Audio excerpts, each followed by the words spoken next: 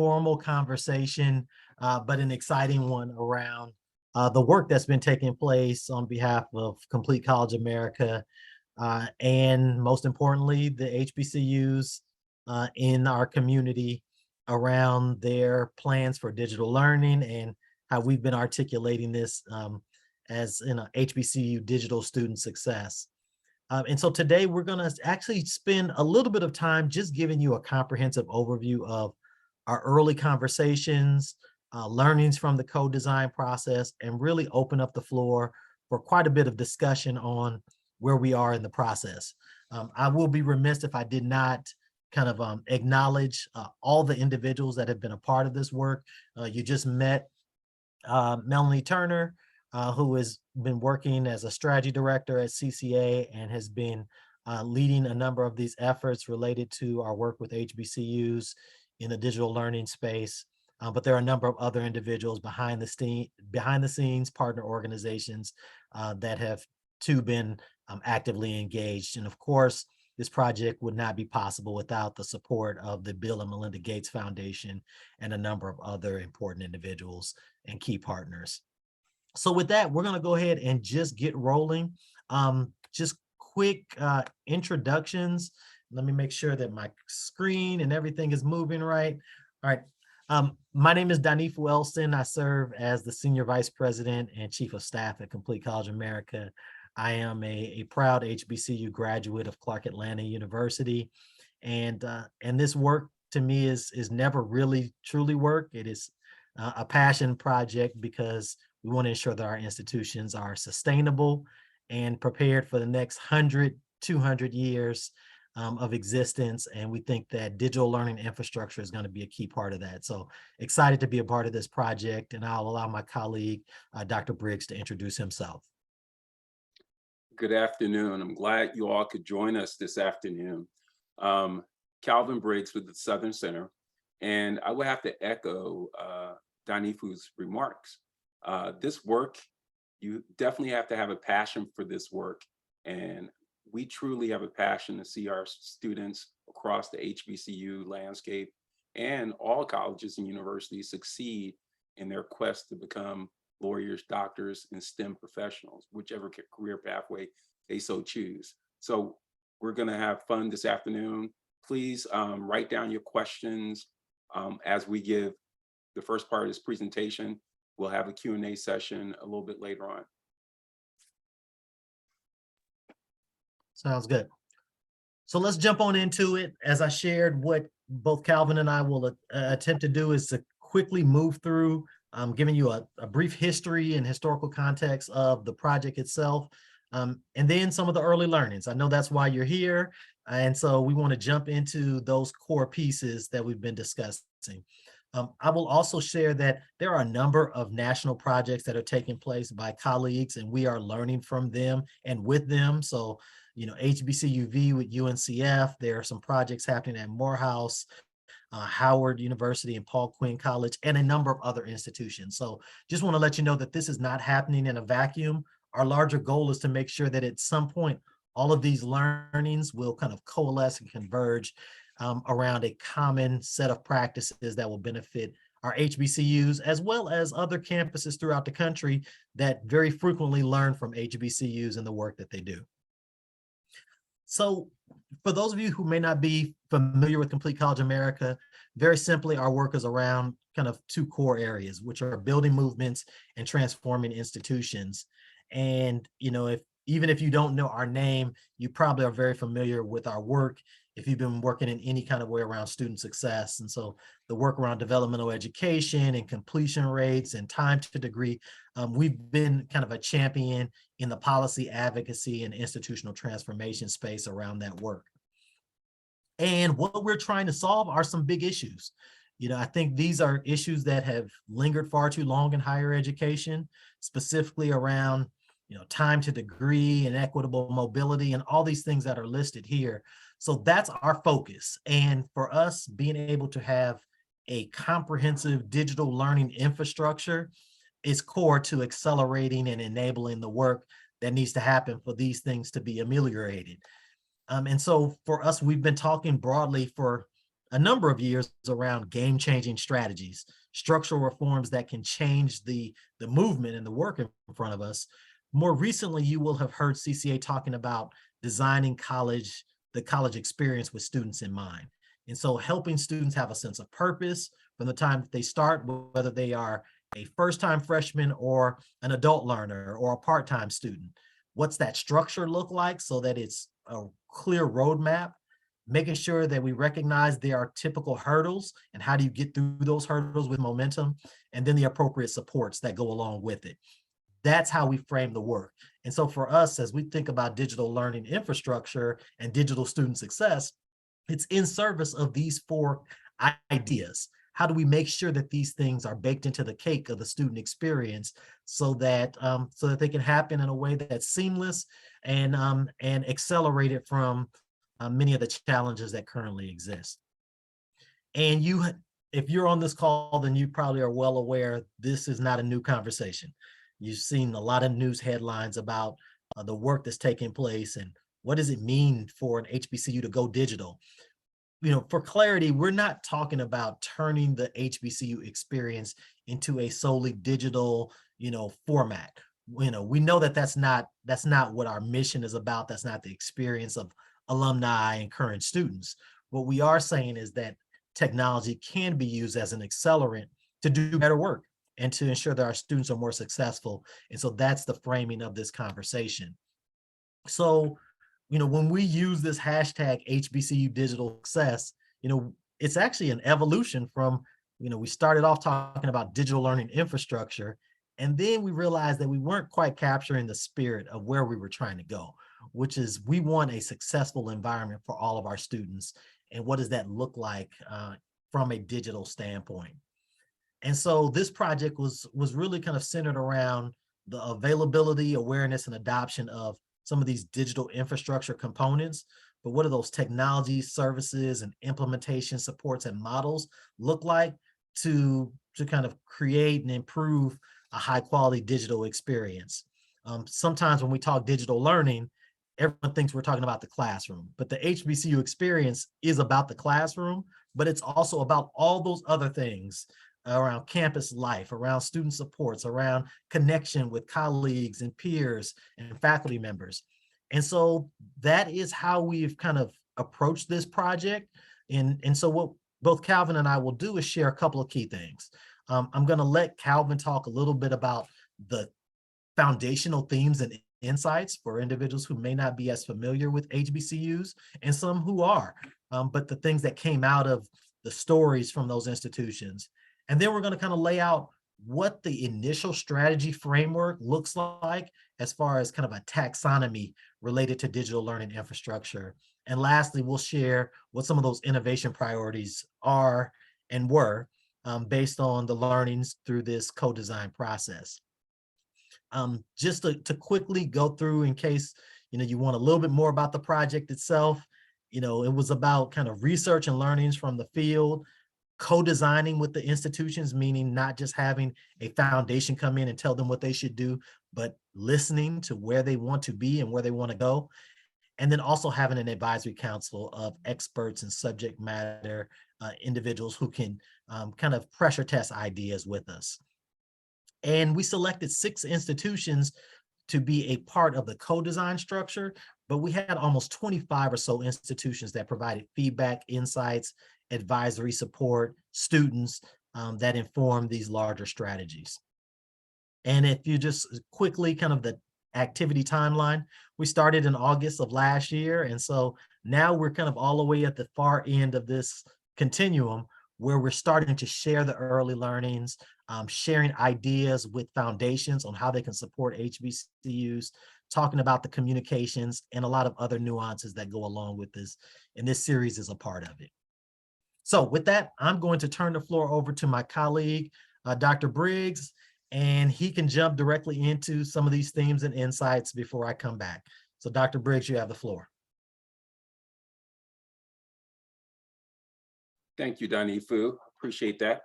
Let's go ahead and go to that first slide. So to begin with, when we started this project, it was a co-design project.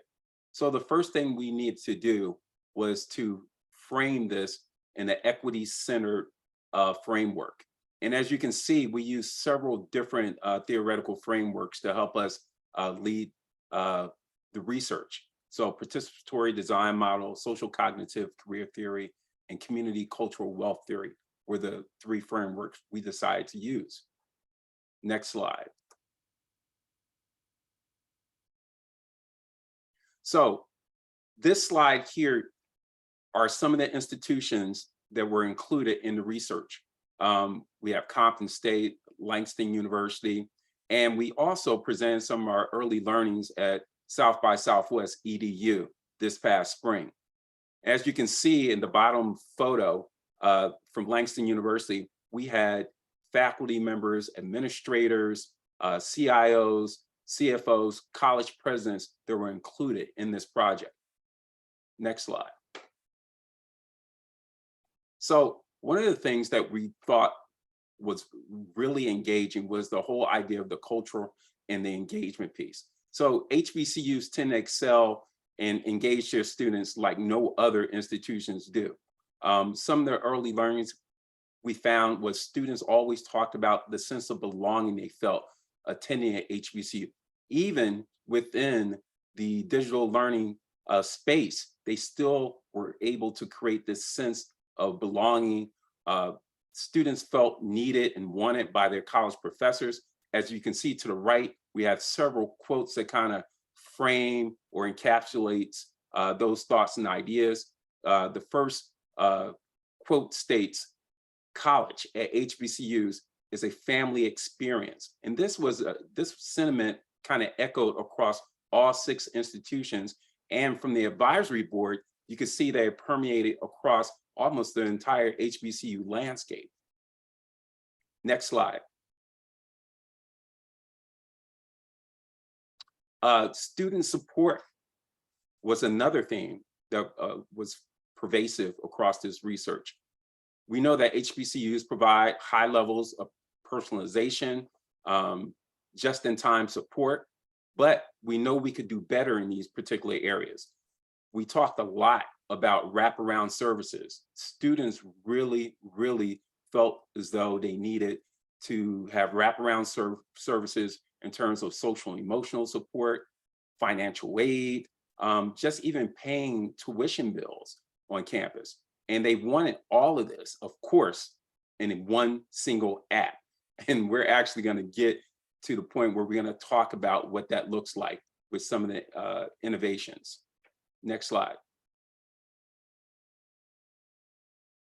So professional development was another area that was discussed quite a bit. Faculty felt that they were under prepared to deal with virtual learning, asynchronous learning, synchronous learning, whatever mode of delivery that your institution provided.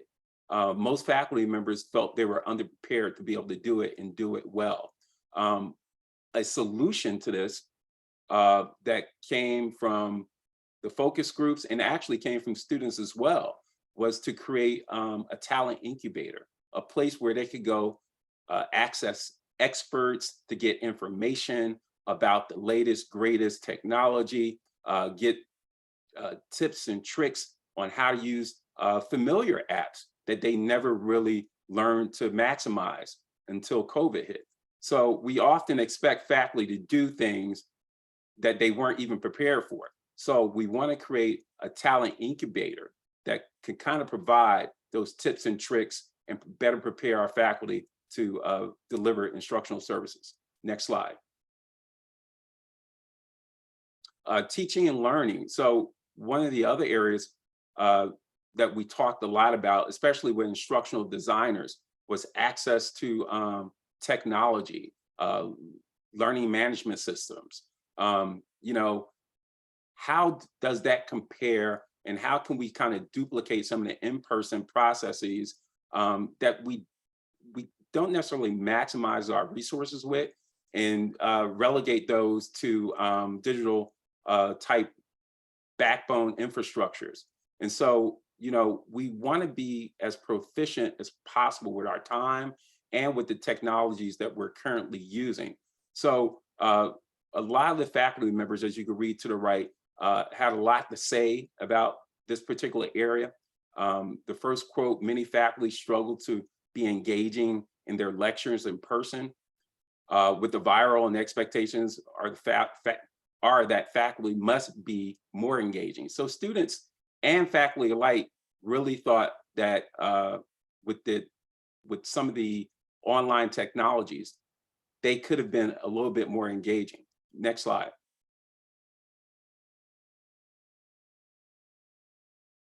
Data. Data really permeated through everything we discussed in our focus groups. Apparently, across most of our HBCUs and most universities and colleges, we have a lack of data. And more specifically, we have a huge concern with the metrics behind collecting data. So data was a very important topic, not just collecting data, but how do you govern the data that you get? The data sits in silos. On many campuses, we found that data for particular areas, student learning, student engagement, was sitting in a silo in student activities versus being accessed by faculty and instructional designers who could usually use that data to actually better inform how they design instructional tools for their students. Next slide.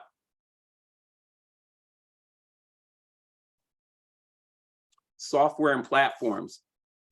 We discussed quite a bit about the need for better integration across the multiple platforms that our students and faculty are forced to navigate. Usually they're going to be logging into 3, 4, maybe even 5 systems. Especially with students, they may have a different system for each class or a different app for each class that they may be enrolled in. And so the concern was passwords, logging in, Wi-Fi access, being able to navigate all these different tools. And so the need for better integration of instructional tools across the university, across the college, was a big concern. Next slide. Thank you. IT infrastructure. You know, many of the colleges and universities indicated that with all the apps, all the different LMS needs that they had, that the infrastructure was dated. The bandwidth for most of the tools that students needed to use just wasn't there. And especially during the pandemic, when students had to return home, return to maybe some rural areas in Alabama, Georgia, and other states, they found that they could not access some of the tools that were required for them to complete their courses. Next slide. So at this point, Dhanfu is going to come back and talk about the strategy framework. Good. Thank you, Calvin. And so, and I think that Calvin's comments are a really important kind of component of this work, just to kind of get a feel for, you know, the experience. You know, a lot of this is about, you know, COVID required many institutions to make some significant changes. And we could tell very quickly that those that had been thinking about and moving toward kind of digital infrastructure, digital student success, many of them were actually well positioned and actually had a lot of great learnings. And then for those institutions that had not been in that particular direction, many of them were like, okay, so we had to move so fast. We were just kind of making it happen as we went. And so we realized that there was no formal kind of strategy framework that really existed with the cultural nuances of HBCUs in mind. And so, you know, taking all the pieces that Calvin shared, what we wanted to do was really start to kind of lay out what were some of those big takeaways from those institutions in a kind of taxonomy that might add value to the institutions and the larger higher education community.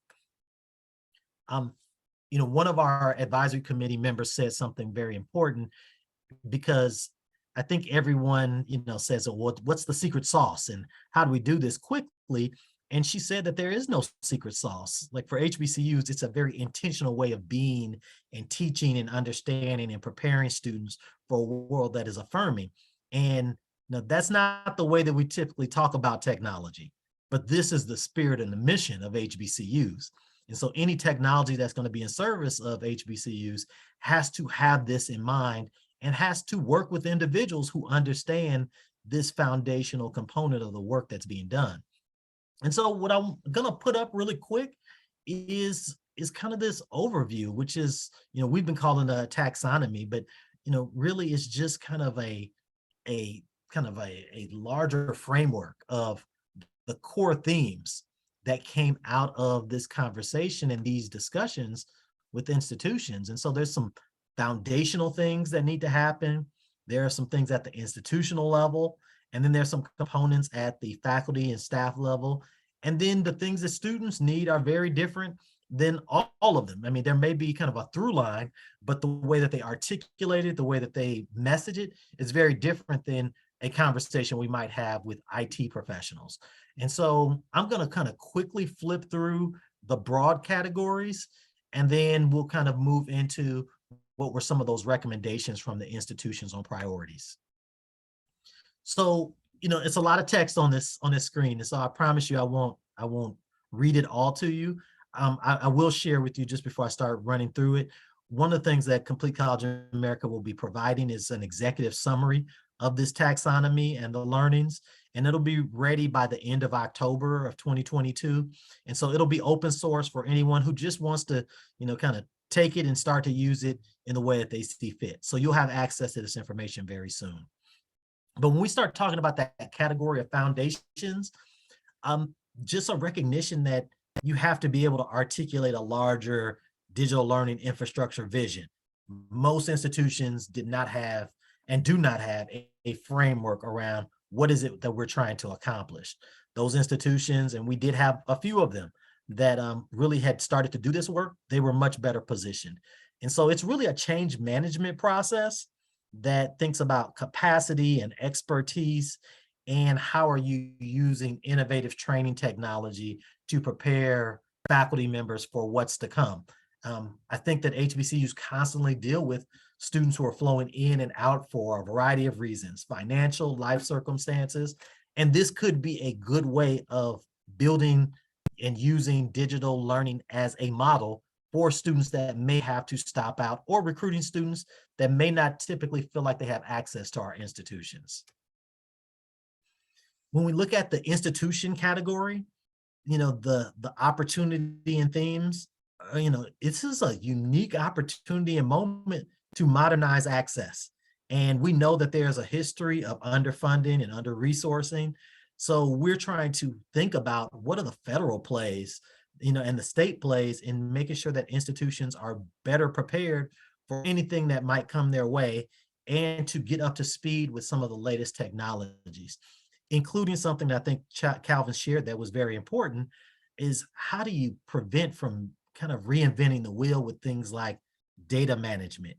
And so Complete College America has been pushing a national effort around joining the post-secondary data partnership, but we're also trying to figure out, and one of the things that came out of this discussion was it would be great if institutions had real-time data in a way that did not require them to have to produce multiple reports to different reporting agencies and grant agencies and philanthropic organizations. That is something that would be a huge win for the institutions, especially around kind of interoperability across those different systems. And that is going to be important in democratizing the data and sharing it with everyone who needs it for real-time decision-making. And then, I think, Calvin really hit on this, so I'm not going to spend a lot of time on this, but when you talk about faculty and staff, because sometimes when we talk about digital learning, the immediate conversation is, well, the faculty need this, and that is correct. But there are staff members who also are using the technology for student affairs work and financial aid and admissions and student support services, all these things, career related, decisions. And so making sure that faculty and staff are involved in the development of courseware. What are the next generation levels of courseware? How do you make that decision? And how do you digitize an unmatched experience and culture that is very much a personalized touch? Those are things that have to be part of that discussion. And then for the students, their conversations, and we're going to be continuing these conversations with a student advisory group, but many of those students were talking about the out of classroom experience was probably the thing that was most lost. And, some people might argue, well, it'll never be, you can never duplicate an HBCU experience outside of the classroom or in a digital format. But there were a lot of instructors and students who said they engaged with faculty members and got a chance to find ways to learn about student activities. And because they typically worked, couldn't attend certain things. And so I think there are a lot of opportunities for us to improve the student experience and provide levels of access that have not always been there. And so those are kind of the core ideas. Also want to make sure that we mention something that I think is also critical, and it was said over and over again. So I think that we would make a huge mistake by not laying this out, is that HBCUs are not a monolith. I think we talk about them broadly. What is happening at a rural campus in Mississippi is going to be very different than the type of talent that can be recruited, the cultural environment, the political environment of an institution that's in Atlanta, Georgia. And so those institutions are at various levels of kind of learning in their journey to becoming a more digitally sound campus. And so some of them are at a discovery phase, and some of them are more kind of trying to evaluate what sustainability looks like. I just share that because some of the needs are going to be different, and they're going to have to be customized depending on institutional type, which may mean a different type of allocation of resources. A big win for a small private institution that has not started anywhere and is at discovery actually could be significantly more than an institution that has a lot of resources and has already done many of these things. And those are huge equity implications. And as we kind of bring this piece to a close, this is the area that we continue to struggle the most, because we don't have a blank check, and no philanthropic organizations have a blank check either. And so what we're trying to figure out is, if you had a limited amount of resources, where would you spend those dollars? And these are the three areas that the institutions kind of landed on. I want to be clear, it is not every piece of what's going to happen. And in most cases, the things that they land on still have very complicated needs, because you can't do these things without having a full and sound infrastructure to be able to support it. So I just want to make sure I share that. But the things that they came up with were some kind of student portal or student resource hub, where the student and culture and engagement was at the center, where anyone could go in and be able to find their way around a campus and experience different offices that are responsible for keeping a comprehensive student experience, that they can find out how students are doing and not lose sight of anyone. When we talk about a data platform, it's back to that idea of democratizing data and being able to share data in a way that allows you to make real-time decisions in an open source solution way that is integrated across data systems. A lot of institutions talked about making investments, and the big conversation was, based on this conversation, this discussion, and this DLI work, what do we do if we think we made a bad buy? Or is this going to sustain us for the future? And those are conversations that are real and need to happen. And then the last one was around talent development. How do we share resources across institutions? How do we open up a community of practice where institutions can learn from one another and not start from scratch? Where can they have tools and trainings to build their capacity so that they can be ideal institutions as we move forward? And so that's the foundation of where we've been thus far. What we want to do now that we're right about the 30-minute mark is just kind of open the floor for any questions that you may have about the project, where we go, what you want to see. And I don't think that we are necessarily experts, but I think that we are starting to get a really good understanding of what it's going to take to sustain and support the Eastern institutions moving forward. And as I shared, there's a lot of learnings that are taking place across a number of other projects, and we will continue to share those and find ways to pass that information back to the HBCU community so that they can continue to learn and grow. So thank you for this time thus far, and we'll go ahead and start taking some questions. Melanie, if you can kind of let us know what's the best approach, and we'll just kind of listen for you. Yep. So let me, so there is a question in the Q&A, so we can start with that one. Will there be an opportunity for other HBCUs to participate in the future? And what does that look like? Great question. And the simple answer to that is yes.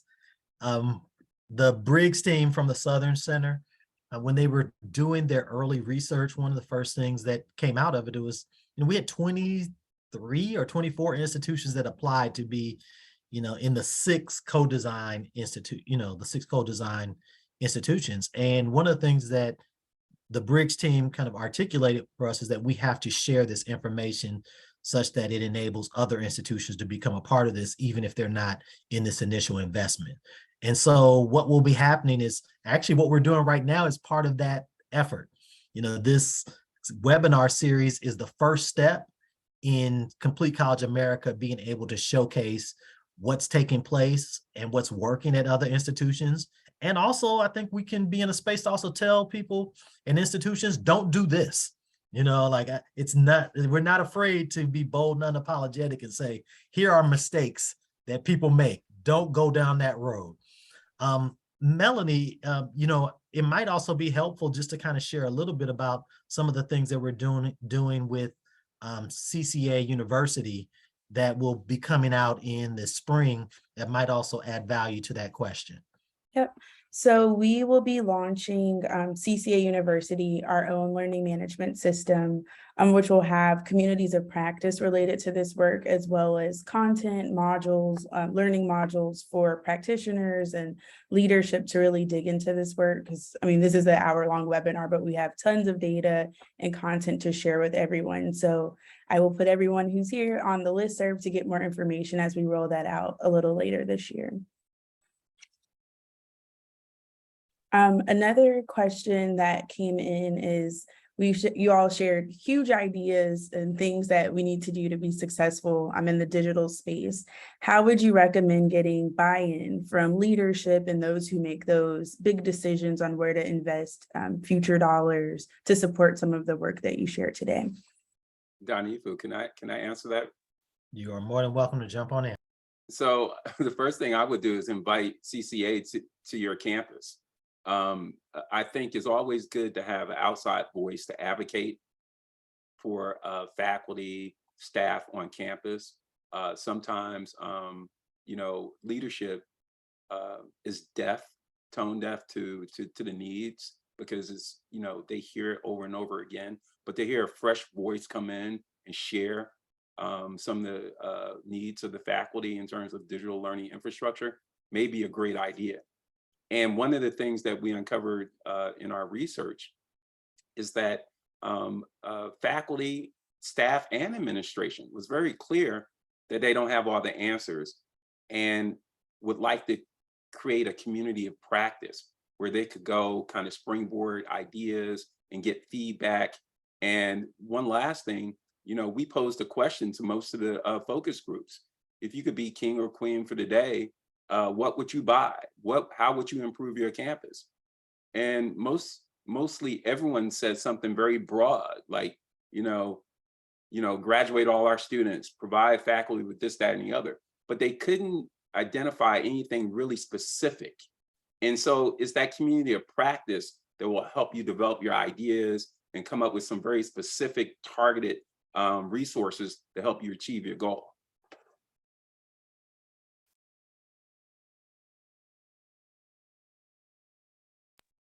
Oh, Kevin, I absolutely agree. I think that, we talked about institutions not being a monolith. the way that different stakeholders at the institution engage with this conversation is very different. So, we shared, all the different, we didn't spend a lot of time going through every single stakeholder group, but, what students wanted was very different sometimes than what institutions were serving up. And then what student affairs practitioners said was very different than what what other faculty members said. But I will tell you, there were a couple of groupings that were very insightful for us. One was, when we talk with chief information officers, they were thinking solely about the tech, but not necessarily in service of what larger goal. And so that was a big kind of aha moment for us. I would also say that there's just been a recognition, even in the student success space, that sometimes senior level administrators, and I'm talking presidents, provosts, are not always completely in tune with a larger student success agenda that many of the practitioners are kind of responsible for implementing on a daily basis. And so that was a recognition as well. And I'll just add another group that tends to get left out in this conversation, which were the chief financial officers, who are the individuals who are going to allocate dollars and resources based on the priorities of the institution. And what we had to explain in many cases to them was that this work can help you meet your bottom line. Student success leads to student retention. Better student retention leads to more graduation, which means to better socioeconomic mobility, which means less debt, which means a higher brand profile for your institution, which means more recruitment. And so, but you've got to see those things in that pattern. And so I would say those things are all important. I would also just quickly add that we also met our president of Complete College America, Dr. Yolanda Watson Spiva, met with each of the participating co-design presidents. And I think that your question around what is it that they want and need was very different. They're thinking about policies and state level resources and federal needs and just a larger visionary piece. And some of it is about messaging. How do you message this right to other institutions? So I talked about stakeholders, but the spirit of your conversation, or your question, was how do we get more people to do it? And I think that that's going to require all of those individuals talking. I think there's a different message for different audiences, and this can't be done in isolation. We have to partner with groups that are already the umbrellas with other organizations, so Thurgood Marshall, UNCF, all the other organizations that are doing this work. We do have to pull in the same direction on what the needs are and how to go about making it happen. There's another question in the Q&A. Would love to see a diverse resource guide come out of this work. For example, high quality app designers, starfish consultants, etc. What are your thoughts on that?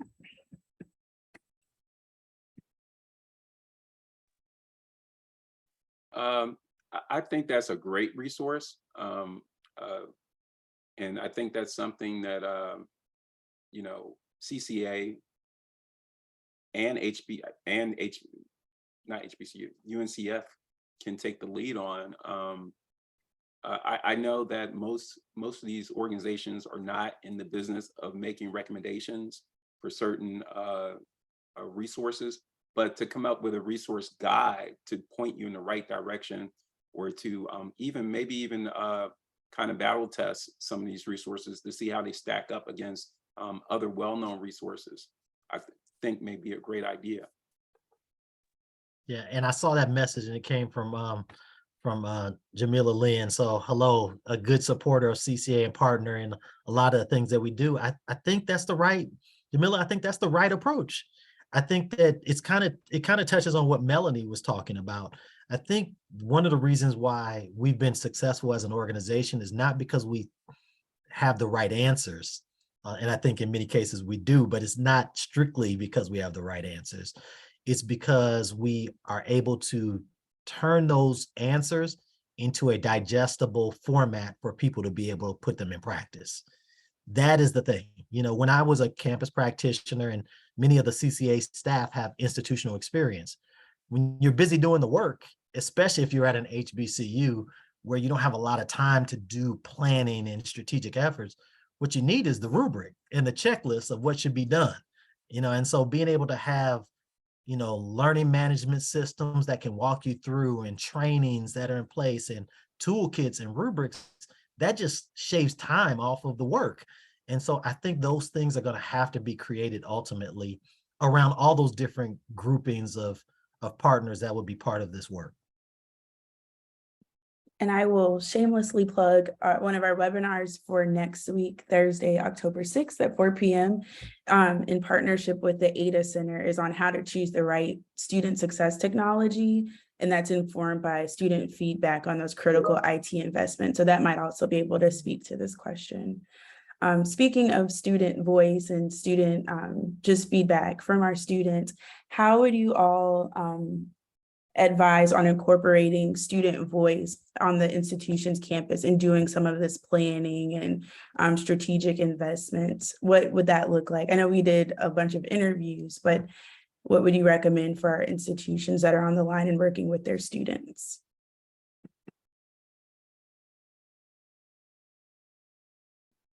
And a lot of answers there. I'll give one very quick recommendation, which I think some institutions do well and some can improve on.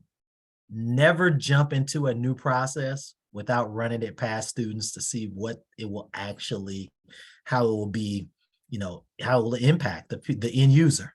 You know, I love being on campuses and listening to colleagues on campuses saying, we thought about doing this with our financial aid process, but we actually pressure tested it with our work study students. And they said, oh, this is kind of wonky, or this didn't work right, or that was so easy. You know, that this is what we're about. These institutions exist in service of these students who want a path to a better life.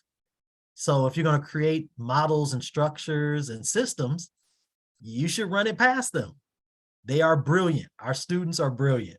And I think that being able to utilize their talents and expertise, especially because they're digital natives, that's like you've got a whole kind of community of folks who deal with this on a daily basis. And so not using them and not getting their insights, I think would be a missed opportunity. Yeah, Dhanfu, I think you hit the nail around the head. Not just, run it past them or let them beta test it, let them co-design it with you. We have some very innovative students. We have research laboratories, incubators on our campuses. We need to take advantage of the resources that we currently have. Some of the themes that came out of the early learnings on this project was the fact that faculty and students, they wanted to be a part of the design process when it came to some of the apps and some of the tools they used on campus. They wanted to actually help create. They didn't necessarily want, a large company coming in selling a product that was designed for possibly a PWI or a large, predominantly white institution. They wanted something customized just for their campus. And who better to customize something for their campus than the constituents of that campus?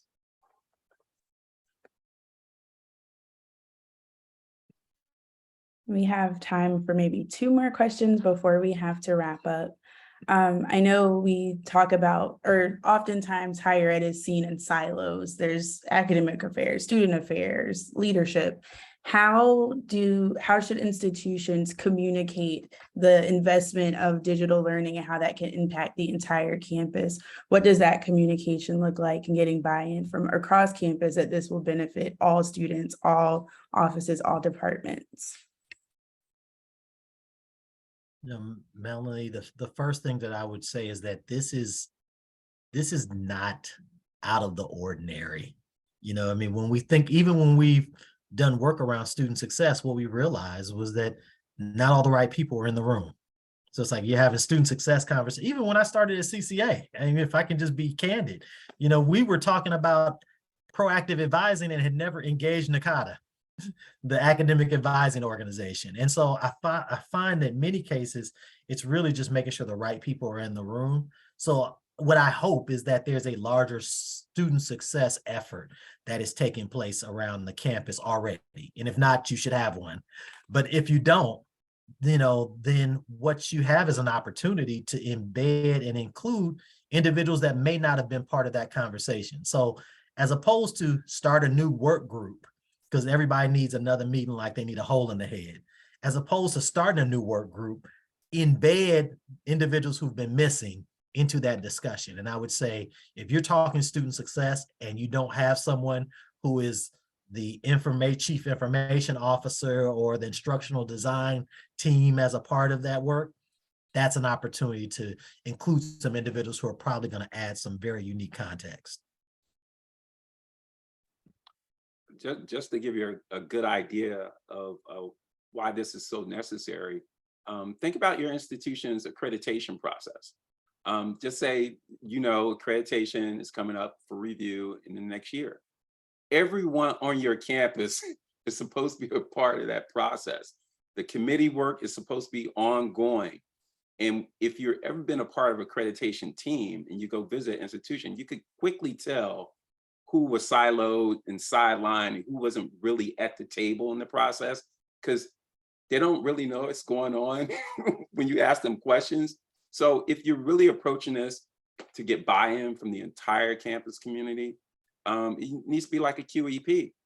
Everyone needs to have their hand in it, and they need to be a part of the process and bring ideas, and they need to see those ideas materialize all throughout the process.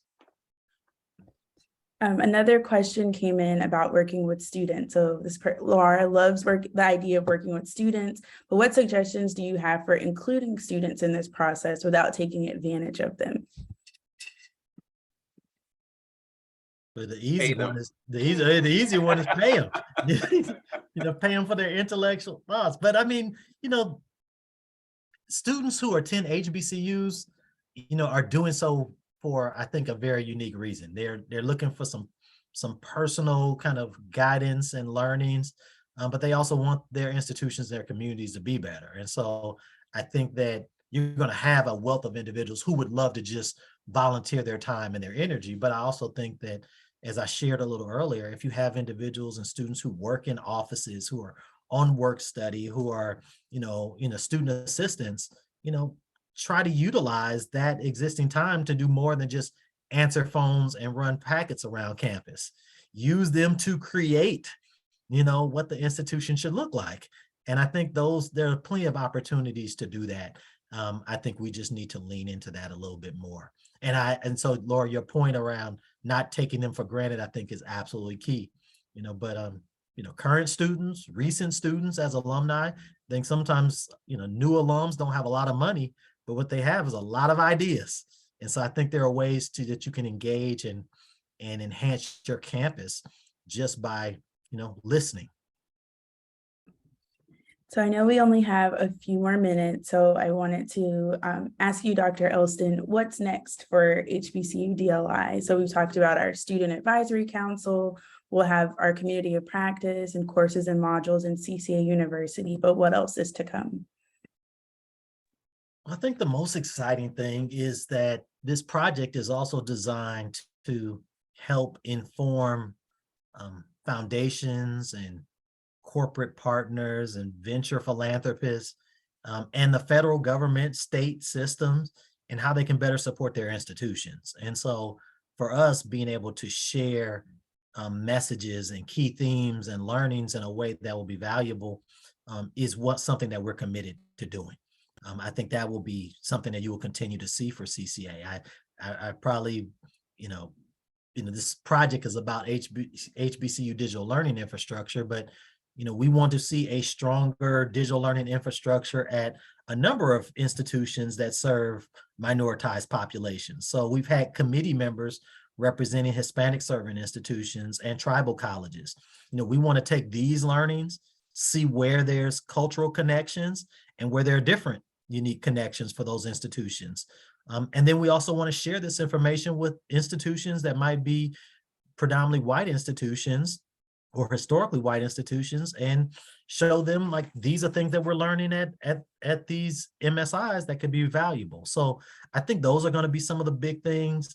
I would also say that in working with foundations and folks who fund this type of work, what we hope to do is inform their strategy and to think about how they make investments with an equity lens and not the typical way that foundations do their work, which is want to, to talk co-design, talk equity, but then go off in isolation and do their own thing.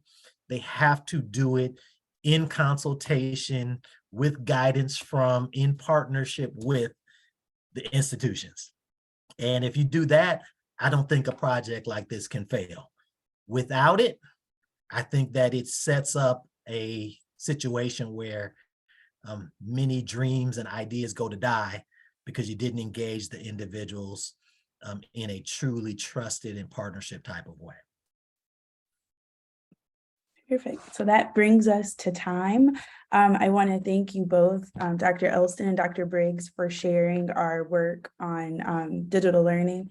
I see you have your hand up. I do have my hand up for one quick question, one quick thing as you wrap up, Melanie, and I'm gonna share my screen really quick because people ask like, how can I get involved in the CCA related work?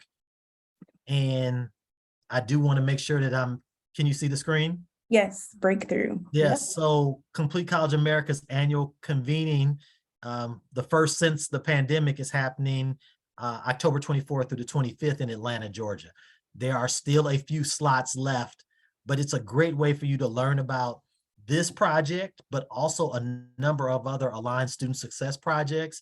And so just want to make sure that, we don't miss that opportunity to share that with, this community. And that's an opportunity for you to see how this all works around a national college completion effort and movement.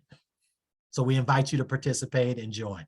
Yes, and I have dropped the link for our convening in the chat, and we'll also include it in the follow-up emails. I also will share my screen and plug our upcoming webinars. Next week, we will have a student panel. So again, centering student voice in this work. And then also the webinar I talked about earlier in partnership with the ADA Center on how to choose the right student success technology. Registration is still open. I've just shared that link in the chat as well. So please register, share it with your colleagues and friends on doing this great work. And I want to thank you all for joining us today. Again, we will be sharing the slide deck and the recording with you all and look forward to seeing you soon. Thank you. Bye.